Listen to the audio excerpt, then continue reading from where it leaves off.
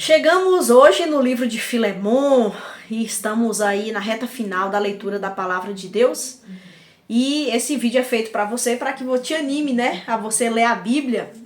Leia a Bíblia, se aprofunde na palavra de Deus e medite nessa palavra tão preciosa. Este livro de Filemon, ele é muito curtinho, só tem 25 versículos, dá até para decorar essa carta se você quiser. Ela é bem curtinha, uma bênção. E vai tratar de um assunto curioso, né, para alguns, porque vai tratar de um escravo fujão.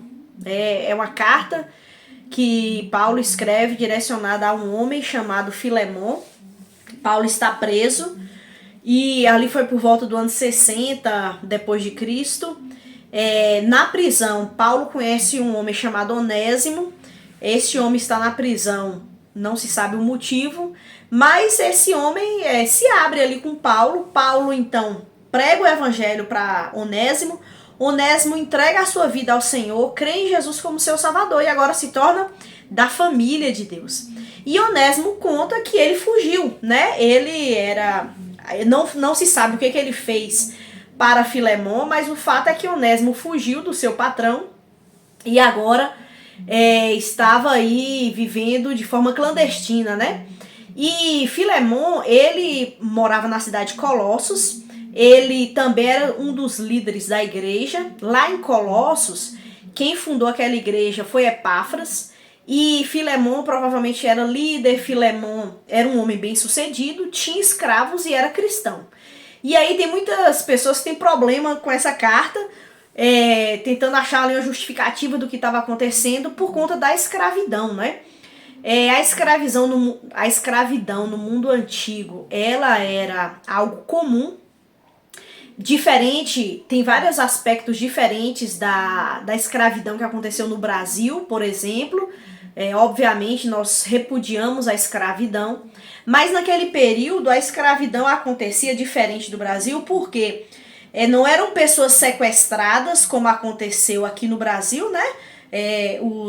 As pessoas ali da África eram sequestradas, colocadas correntes nessas pessoas, elas eram trazidas para o Brasil e sofriam aqui terrivelmente todo tipo de violência como escravas, né? Nesse mundo antigo, há um tipo de escravidão, se a gente pode dizer assim. Não estou dizendo também que não tinha a escravidão violenta, não tinha a escravidão aí de sequestro, né? Não estou dizendo que não tinha isso. Mas um fato que era muito comum, e provavelmente essa era a questão aqui, é que a pessoa se tornava escrava por alguma dívida. Então ela devia, não tinha como pagar, então agora ela ia pagar através do seu trabalho. E muitas vezes tinha um prazo, então a pessoa depois de um tempo ela se tornava livre. Ela não sofria esse tipo de violência e esses abusos que a gente viu aqui no Brasil. E outro aspecto também é que às vezes se tornar escravo era melhor do que ser livre, porque como a pessoa, o senhor do escravo era rico, então às vezes a pessoa ela ia ter proteção, ela ia ter alimentação, ela ia ter onde dormir, né? Pelo menos aí o básico da vida, que era melhor do que viver por conta, num ambiente onde existia guerras, existia muita violência ali, né, que a gente sabe que acontecia nesses períodos aí de impérios. Então valia mais a pena a pessoa ser escrava.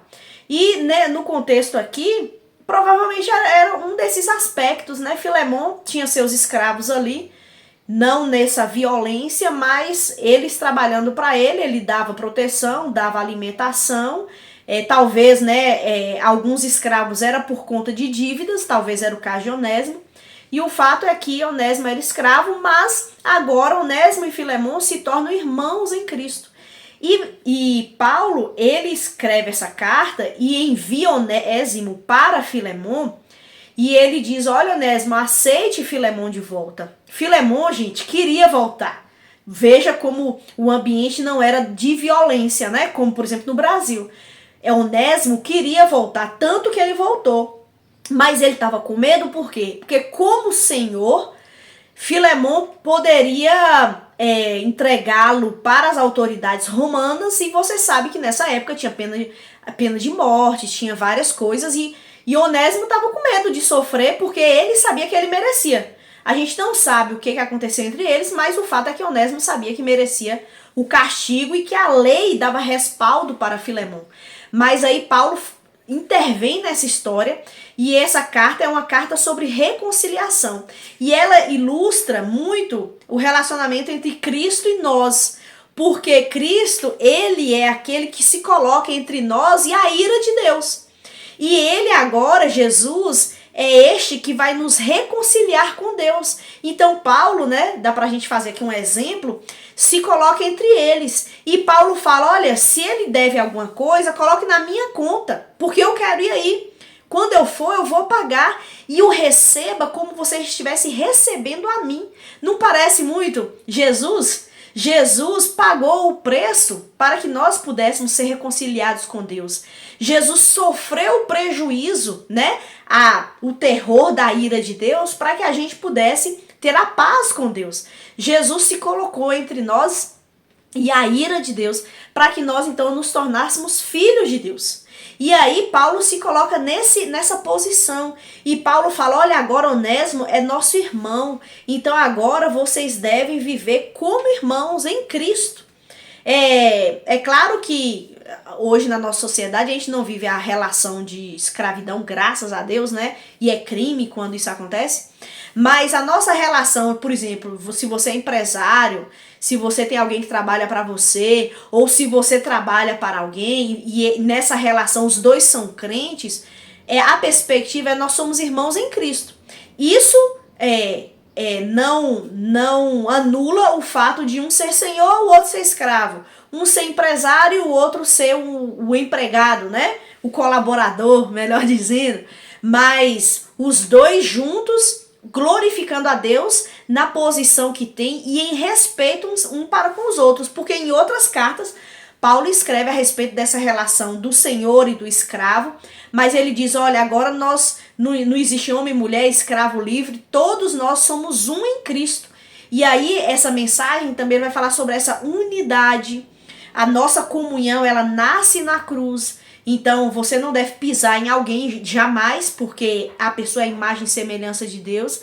Nós precisamos viver em união, considerando uns aos outros superiores a nós. Apesar de, às vezes, na sociedade a gente ter um cargo que ali dá uma visibilidade e o outro não. Mas em Cristo, todas essas coisas devem funcionar para que a glória de Deus seja colocada e para que nós vivamos em amor, em comunhão, em respeito uns para com os outros. Então, assim, um livro maravilhoso que fala sobre reconciliação.